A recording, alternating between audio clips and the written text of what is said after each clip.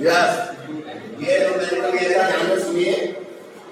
ये convex lens है, सभी ध्यान से सुने। ये कॉन्वेक्स लेंस है,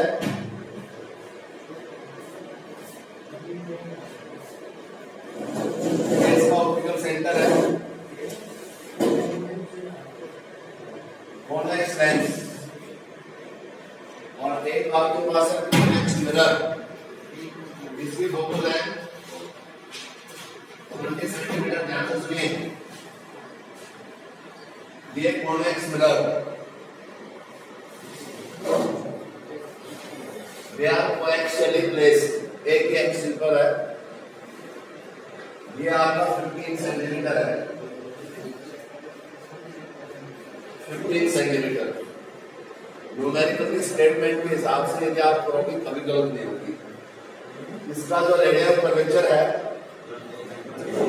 ये 20 सेंटीमीटर है, तो रेडियल कर्वेचर 20 सेंटीमीटर है, तो इसकी फोकल लेंथ होगी half of radial curvature. It's okay. इसकी भी focal length positive, convex lens की जो फोकल लेंथ है वो क्या होती है? पॉजिटिव, और कॉन्वेक्स मिरर की क्या होती है? पॉजिटिव। ये पॉइंट ऑब्जेक्ट है, this one is point object O, which is placed 60 centimeter in front of convex lens.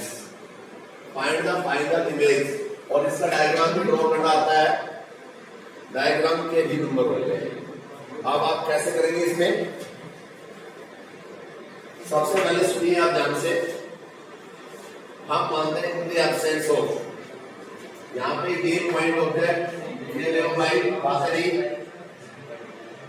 यहाँ से ये आई पॉइंट ऑब्जेक्ट, यहाँ से सुनिए ये आपके पास, इससे आपके बातें कम कर लो। अब यहाँ से जो आपके पास इमेज, अब ये कॉन्वेक्स मिरर तो क्या बनाएगा? इसको देख रहे हो भाई, किधर आई? यहां से जाएगी, आवाज नहीं। एक आपके पास बोर्ड कौन है? दिमाग खराब है क्या?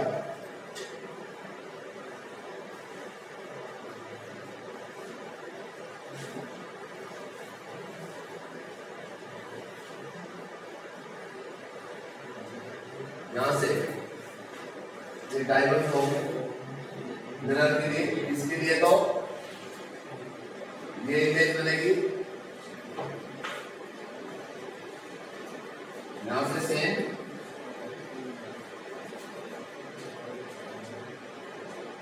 दिस वन इज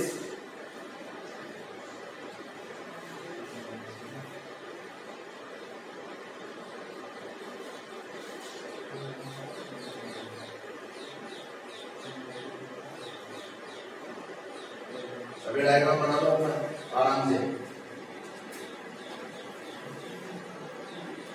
या इन द एब्सेंस ऑफ मिरर, इस ऑब्जेक्ट की ये इमेज बनेगी आई।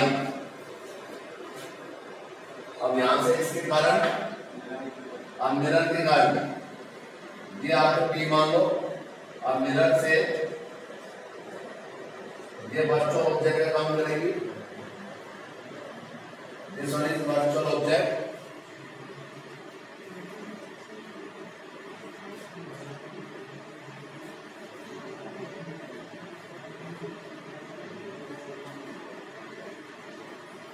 अब ध्यान से सुनना, four lens, four convex lens, distance of the object -60 centimetre, focal length 20 centimetre. इसकी इमेज कहाँ बनेगी वो सुनिए ध्यान से। Image 1/f 1/b minus 1/u 1/20 1/20 ये 1/b माइनस माइनस प्लस हो गया 1/v 1/20 minus 1/60 LCM 60 3 minus 1 2/60 1/30 और v आपके पास होगा 30 सेंटीमीटर। यानी कि लेंस ने इस पॉइंट ऑब्जेक्ट की जो इमेज बनाई वो यहां से ये 30 centimetre, this one is 30 centimetre. कौन सी है ये 30 सेंटीमीटर। इसमें हम मानते हैं द एब्सेंस ऑफ मिरर, मान लीजिए यहां समझिए in the absence of mirror, किसके एब्सेंस में मिरर के एब्सेंस में यहां लिखी है in absence of mirror, in absence of mirror you have to write in your exam. अब मिरर से अब ये डाइवर्ज होगी, अब यहां पे क्या मिरर लगाने से डाइवर्ज होगी। अब ये जो इमेज है ये बेटा ये मिरर के द्वारा इमेज है। I dash is the image, final image form by the mirror. I is the initial image है, ये लेंस के द्वारा ये इमेज। आई डैश जो है कॉन्वेक्स मिरर मैंने बताया किस प्रकार मैंने डाइवर्जेंस दिया था क्लास में। ये जो इमेज है ये मिरर के द्वारा है। फॉर मिरर के लिए,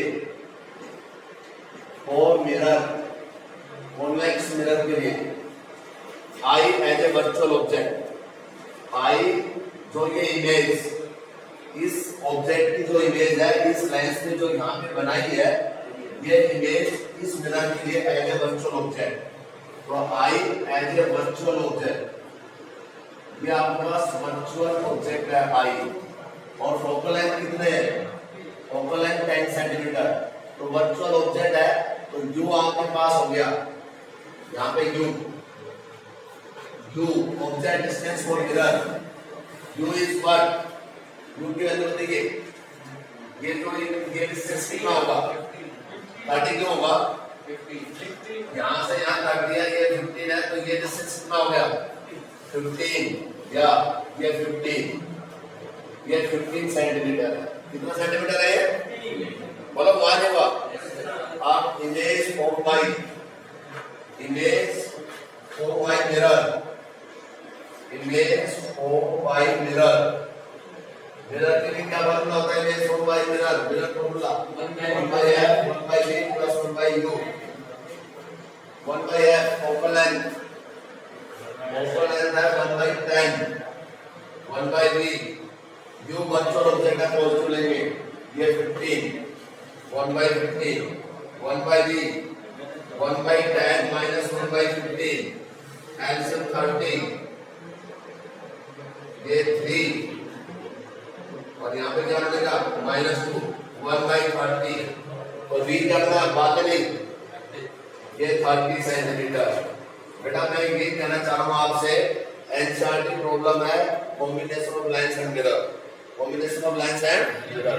जो पहले इमेज बनाएगा कोई भी वो जो लेंस हो जो मिरर हो उसके लिए एज ए वर्चुअल ऑब्जेक्ट का काम होगा, एज ए वर्चुअल जो भी हो हाथी घोड़ा भैंस गाय कुछ भी हो वो जो इमेज बनाएगी वो एज ए वर्चुअल ऑब्जेक्ट का काम करेगी। तो लेंस है तो लेंस फॉर्मूला यूज करो, मिरर है तो मिरर फॉर्मूला। डायग्राम इधर उधर कर भी जाए तो कोई बात नहीं पर रिजल्ट सेम आना चाहिए। तो सबसे पहले ये पॉइंट ऑब्जेक्ट था ये लेंस था ओके 60 सेंटीमीटर में है। हमने माना इन द एब्सेंस ऑफ मिरर, यदि मिरर नहीं है तो हम इमेजिन करते हैं वर्चुअल पोजीशन पर कि यहाँ पे इसकी इमेज बनती है। तो u -60 f कन्वर्जेंट लेंस है 20 यूज द लेंस फॉर्मूला हम आपको पढ़ा चुके हैं। How it come sign of convention लगा दिया हमने, कैसे पता है ऑप्टिकल सेंटर से इधर नेगेटिव और उधर सारे पॉजिटिव। तो इमेज जो बनी इस ऑब्जेक्ट की इस लेंस ने जो इमेज बनाई वो यहाँ से यहाँ 30 सेंटीमीटर में बनी। जो इमेज यहाँ पे है वो एज ए वर्चुअल ऑब्जेक्ट का काम करेगी, किसके लिए कॉन्वेक्स मिरर के लिए। तो यहाँ से यहाँ 30 है, उनका सैचुरेशन 15 है तो ये क्या हुआ 15 हो गया। नहीं है बात समझ में, अरे वाह हुआ। आप यहाँ u का डिस्टेंस आया एज ए वर्चुअल ऑब्जेक्ट तो u आपका 15 सेंटीमीटर होगा, पॉजिटिव लेंगे राइट साइड पे है। अब यहाँ से image from by the mirror, mirror formula use कर दिया और इमेज का डिस्टेंस आ गया फाइनल इमेज का इस मिरर से 30 सेंटीमीटर। क्या होगा 30? नोट कर लेना, पेपर में आएगा, इंपॉर्टेंट उसमें आता है। आपको बता देता हूँ वही पेपर में आता, फिर भी बच्चा गलत करता है। देखो कमाल की बात ये है, आपको बता दिया आएगा। नोट हो गया सभी का?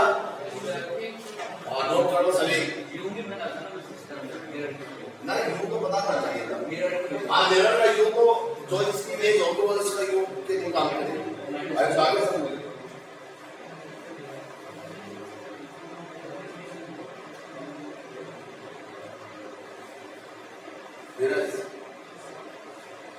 आप सुनिए। We have complete the reflection of light, reflections of light। दो चैप्टर आज हमारे फिनिश हो चुके हैं, रिफ्लेक्शन पे रिफ्लेक्शन पे। आप करिए, जो भी आपके डाउट्स आप भेज दीजिए, I will solve your doubts. Okay, आप जो चलेगा नया चैप्टर है वो है डिस्पर्सन ऑफ लाइट। देखिए काफी आप हिसाब लगा सकते हो रिफ्लेक्शंस और रिफ्रैक्शंस ऑफ लाइट में कितना टाइम लिया है, बहुत ज्यादा टाइम लिया है। रिफ्लेक्शंस और रिफ्रैक्शन ऑप्टिक्स अपने आप में है ही बड़ी। आप reflections and refractions of light का मंडे को टेस्ट होगा, सभी बच्चे ध्यान से सुन लो। Reflection and refraction of light का मंडे को टेस्ट होगा और आप ऑफलाइन ही होते हैं टेस्ट, ऑनलाइन बहुत से होते हैं जिसमें मेरे ऑफलाइन का मतलब चीटिंग टेस्ट है। मैं जानबूझ के इसलिए 10 नंबर पहले ही कर लेता हूँ, जहाँ 2 नंबर 2 मार्क्स देने होते हैं मैं 1 देता हूँ।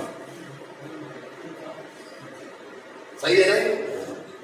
कि 50% डाउटफुल होता है ना, पता नहीं क्या क्या होगा, तो 2 मार्क्स का है तो 1 देता हूँ।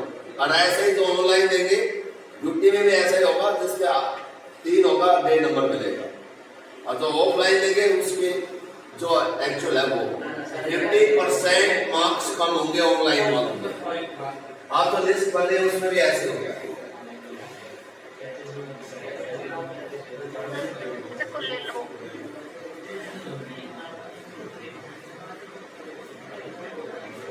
आप सुनिए, yes please, dispersion of light सारे डाला है। ये मोबाइल बंद करो। डिस्पर्सन ऑफ लाइट सबसे ज्यादा बहुत बड़े बड़े क्वेश्चंस बनते हैं डिस्पर्सन ऑफ लाइट। तो पहले तो थ्योरी पढ़ाएंगे, आप भी मेरे को नहीं होंगे। देखो डिस्पर्सन ऑफ लाइट, देखो the splitting of light, splitting of white light.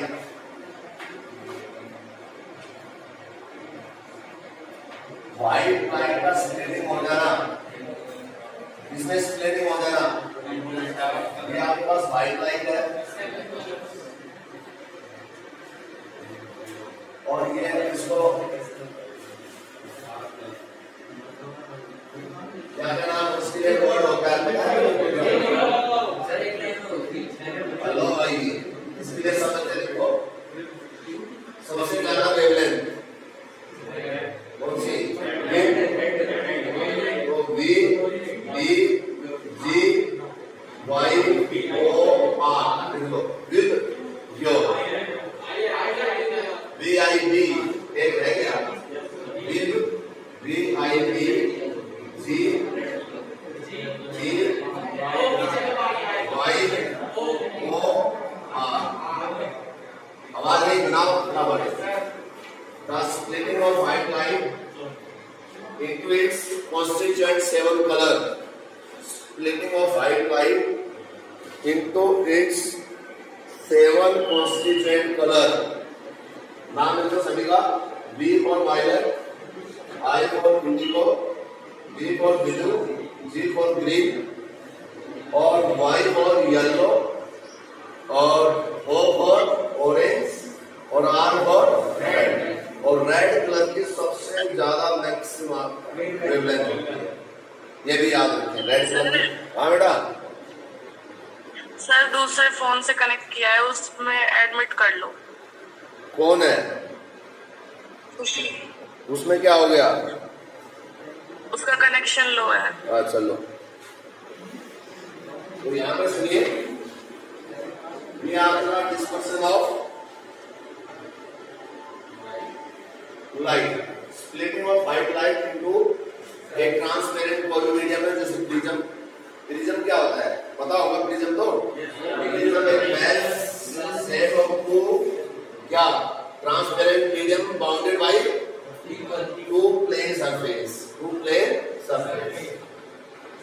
ये तो छोटे छोटे हेड को बताते हैं प्रिज्म क्या है, ये क्या है ना। अब आपके पास है डिस्पर्शन ऑफ लाइट कि मैंने white light is splitted into its 7 constituent colour, याद हो गया। और वैसे कलर ऑफ कोडिंग में कौन सा वर्ड है जो आपको याद होना चाहिए? कलर ऑफ कोडिंग बताओ। B B Roy great great and has very good wife, ये कलर ऑफ कोडिंग पढ़ाया था, पता है कलर ऑफ कोडिंग?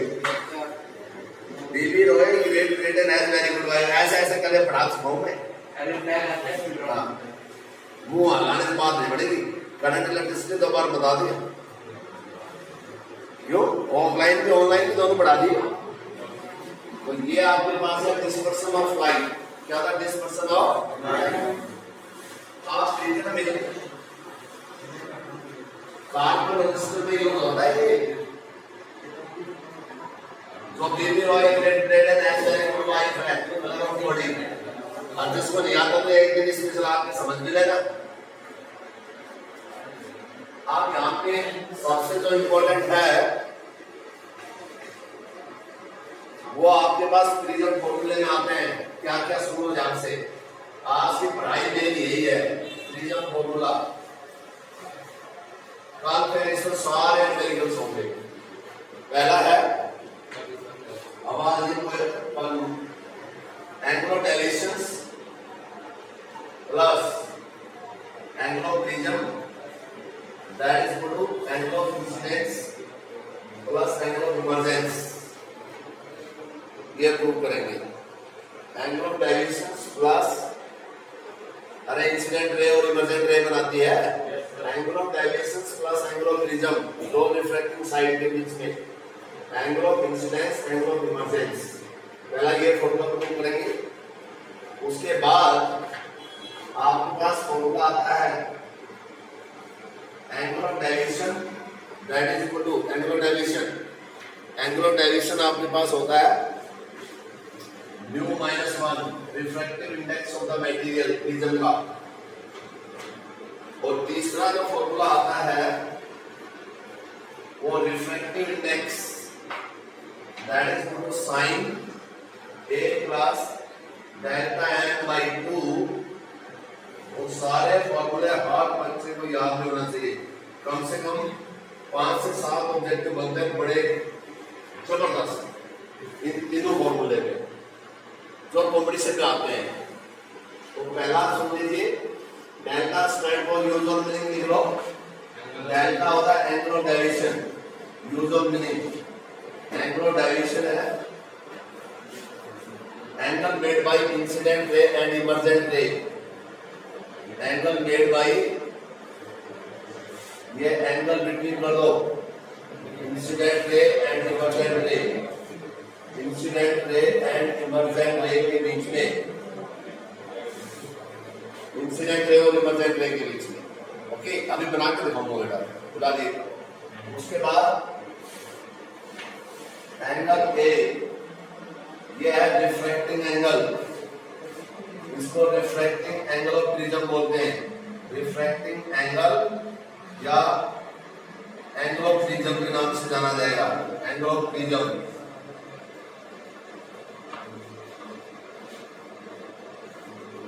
मेरे एंगल ऑफ प्रिज्म के नाम से याद रखेंगे। एंगल ऑफ प्रिज्म, ये आपके पास angle of prism, the angle between two refracting side, लिख भी लो। angle of prism, the angle between two refracting side।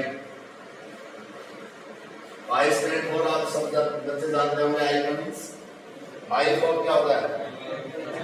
angle of incidence और E for angle of emergence, I for angle of incidence, E for angle of emergence. नया chapter है, पिछले chapter से कोई लेना देना नहीं है किसी भी चैप्टर से इसका। और डेल्टा एम कहलाता है angle of minimum deviation, angle of minimum deviation, angle of minimum deviation. तो angle of minimum deviation means angle at which angle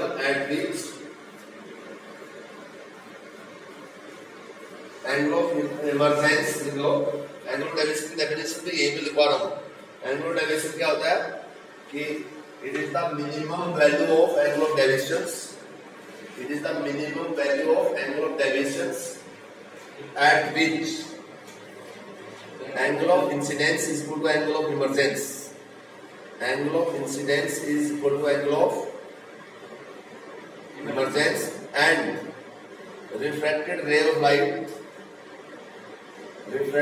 light travel parallel to base of prism, refracted ray of light travels parallel to base of prism.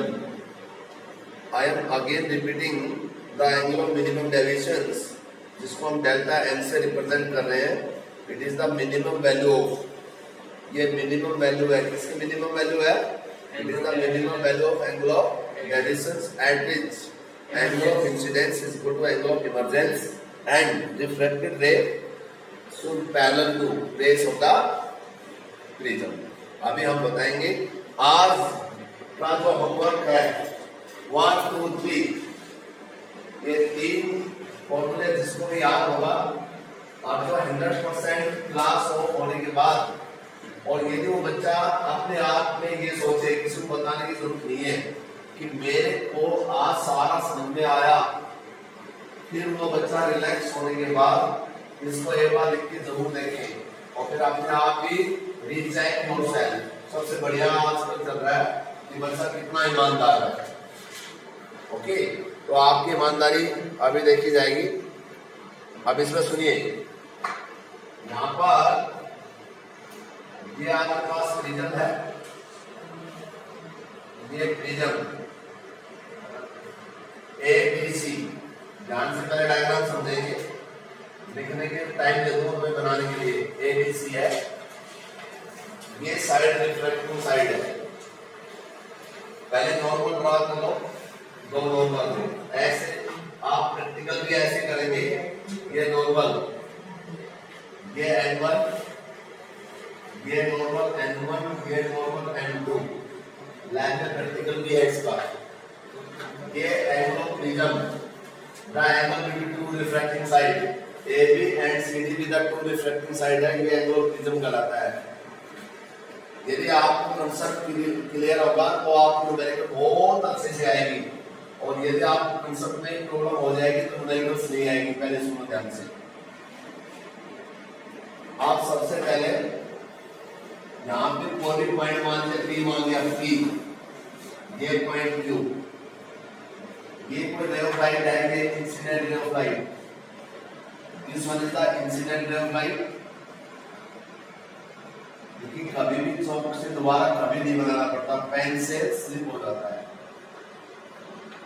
ये incident ray of light, यहां से गया आपके पास angle of incidence, फिर ये ray of light ऐसे जाएगी, या ये रिफ्लेक्टेड है, ये एंगल ऑफ रिफ्लेक्शन R1, ये किस फेस के लिए ये R2 होगा, ये एंगल ऑफ इंसिडेंट कहलाएगा AC फेस के लिए। इसको Q को ऐसे लिख लो। ये आपके पास इमरजेंट रे होगी, ये इमरजेंट रे है, इसको इमरजेंट रे बोलेंगे, इमरजेंट रे। ये नॉर्मल के साथ एंगल ऑफ इमरजेंस बनाएंगे। ओके, बिल्कुल सिंपल है। अब यहां से ये आपके पास इंसिडेंट है, ध्यान से सुनो। ये आपके पास इमरजेंट, ये इंसिडेंट है, देखिए ये इंसिडेंट है, इंसिडेंट इंसिडेंट रे का वर्चुअल ये रिफ्लेक्टेड रे कम बैक होकर प्रोड्यूस होती है। ये जो एंगल है ये एंगल ऑफ डेविएशन कहलाता है डेल्टा, इंसिडेंट रे और इमर्जेंट रे के बीच में। पी क्यू ये आर पॉइंट, ये डायग्राम कंप्लीट हो चुका है। ओके, कैसे डायग्राम बना है आप ध्यान से सुनो। पहले तो नॉर्मल ड्रॉ किया था, incident ray angle of incidence parallel to base of prism लेके ये रिफ्लेक्टेड है, फिर ये इमर्जेंट होगी, बाहर होगी, इमर्जेंस जाओ। इसने नॉर्मल के साथ एंगल ऑफ इमर्जेंस बनाया, angle of incidence, angle of emergence, ये इंसिडेंट वाली, ये इमर्जेंस, ये एंगल ऑफ डेविएशन है। सबसे पहले दीवार से है, यदि ये आई है और इस एंगल के बारे में कौन बच्चा बताएगा मेरे को, ये एंगल क्या बनेगा? अब बोलो, I माइनस R1, बिल्कुल सही बताया, I माइनस R1, क्योंकि ये वर्ग के लिए आपको दिखा होगा तो ये I है, तो ये जो टोटल क्या है I है, तो ये R बनेगा I माइनस R1। ये जो एंगल है ये बनेगा E minus R2, E minus R2। तो आपके पास ये कौन सी ट्रायंगल है? ये triangle PQR, you are seeing that PQR में एंगल ऑफ PQR में and delta exterior angle sum of to interior I minus R1 E minus R2। PQR में आप देख रहे हैं डेल्टा एक्सटीरियर एंगल है, PQR को लेना है बस I minus R1 E minus R2। तो यहाँ पर क्या बनेगा? ये आपके पास बन गया कि delta angle of deviations, angle of incidence, angle of emergence minus common ले लिया R1 प्लस R2। ये आपके पास इक्वेशन फर्स्ट है, this is the equation first, it's right. ये आपके पास इक्वेशन फर्स्ट है। अब आपने कौन सा लेना है? ये लो। यदि हमारे पास ये एंगल, साइलेंट प्लीज, ये एंगल I माइनस R1 है। अब भी आप लोगों ने बताना है, यदि ये I माइनस R1 है, this one is I minus R1, ये आपके पास नॉर्मल है, ओके, और ये आपके पास R1 है, दिस वन इज R1। तो ये आपके पास R1 है, तो ये एंगल कौन बच्चा बताएगा? यदि मैं आपसे ये एंगल पूछना चाहूं, चलो इसको है, आप ये बताओ, ये थोड़ा बड़ा हो जाता। चलो ये एंगल बताओ, शाबाश, पूछ लेते हैं, ये एंगल क्या बनेगा? ये एंगल बोलो। अब मेरे पास इसमें कौन सा पूछना चाह रहा हूं, ये एंगल क्या बनेगा? ये बोलिए, ये क्या बनेगा? ये R1 है, ये R1 है, ये आपके पास this one is R1। Confuse नहीं होना है, इसको सॉल्व कर देता हूं। फिर मैंने आपसे ये एंगल आई है, ये आपके पास R1 है,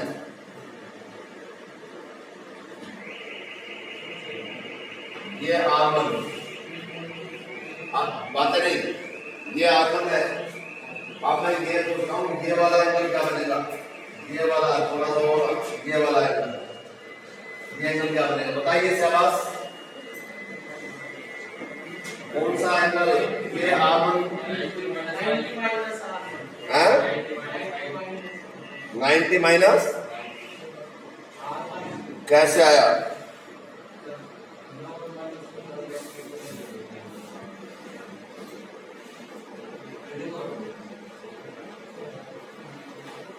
देखिए नॉर्मल है, और ये नॉर्मल है, इसके साथ ये आपके पास R1 है, और ये आपके पास क्या है?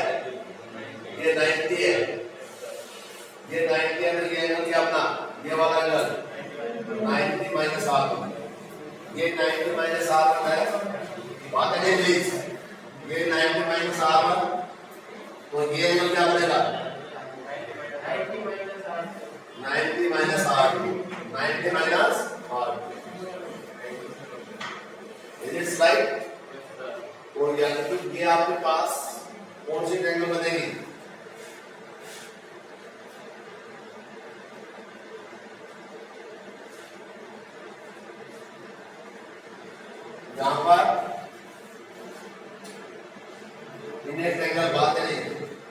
इन a triangle A P Q.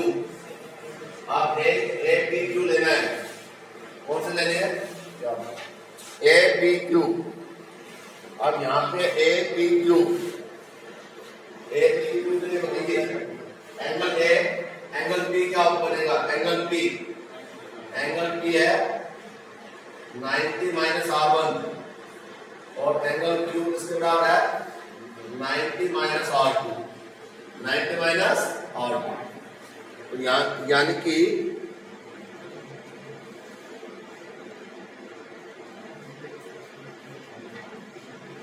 A P Q. अब इसमें बताइए शाबाश, कैसे बनाएंगे आप? ए पी क्यू में क्या लिख सकते हैं? Angle A plus angle P plus angle Q, that is equal 180। ये 180 हो गया। और angle A plus angle P क्या है? 90 माइनस R1। एंगल क्यू क्या बन गया? 90 माइनस R2 इसको 180। और यहां पे क्या बना? Angle A plus angle A minus R1, या ऐसे लिख सकते हैं A minus R1 plus R2, that is equal to ये 90 क्या बना? ये 180। तो यहां पे क्या बन गया? ये 0। और यानी कि ए इक्वल टू किसके बराबर होगा? R1 plus R2। अब एक बार ध्यान से फिर सुनिए, हम एक बार दोबारा रिपीट कर रहे हैं, सभी बच्चे ध्यान से सुनेंगे कैसे बनाया मैंने। एवरी स्टूडेंट देखिए, मैं दोबारा रिपीट कर रहा हूँ इस डायग्राम को, पहले ध्यान से सुनो। सबसे पहले हमारे पास एक प्रिज्म था, N1 और N2 दो नॉर्मल ड्रॉ किए। ये N1 है, ये आपके पास N2 है। एक और नॉर्मल है, ये आपके पास इंसिडेंट रे है। इंसिडेंट रे ने नॉर्मल के साथ आई बनाया, ये देखो मैं बना रहा हूं। फिर ये रिफ्लेक्टेड है, मेरा ये पेन के अनुसार देखिए रिफ्लेक्टेड। इस रिफ्लेक्टेड रे ने ये R1 नॉर्मल के साथ R1 बनाया। फिर इस रिफ्लेक्टेड रे ने इस नॉर्मल के साथ